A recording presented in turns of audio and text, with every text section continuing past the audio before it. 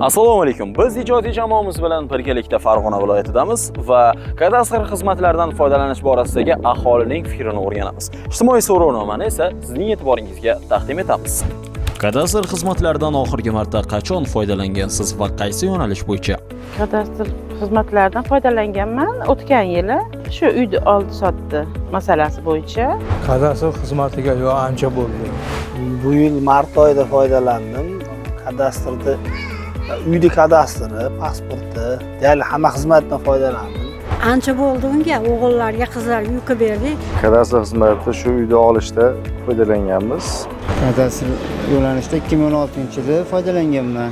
Qo'shimcha binolarimizni qurganimizda kiritilgan.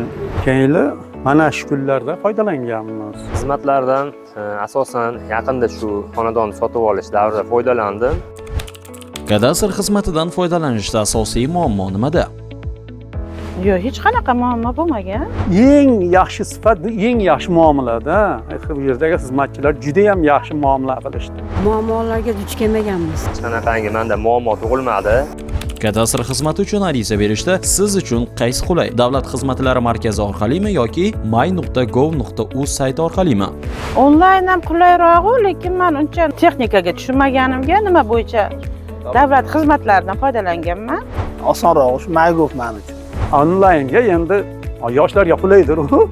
Bizga o'sha davlat xizmatlari qulayroq. Menga MyGovdan ko'ra ko'proq davlat xizmatlari markazi orqali murojaat qilish qulay bo'ldi. Bilasizmi, agar kadastr hujjatlarida kamchilik bo'lsa, qanday muammolarga duch kelish mumkin? Albatta, bunda katta muammo qanday kadastrsiz, hujjatsiz yashash mumkin. Endi odamda o'sha yerda yashab turganligi ham bir yoki aynan o'sha uy o'zinikiligi ham bir noma'lumdek bo'lib qolsa kerak deb o'ylayman. Kadastri to'liq bo'lmagan odam cho'chib turadi-da, baribir nimadandir. O'zimiz ham pasportimiz bo'lganda, uy joyida ham pasport hujjatlari bo'lishi kerak edi. Kim ta'sirotsi bilan? Juda ham ichim zarur, charchab bo'ladi. Hamma yaxshi.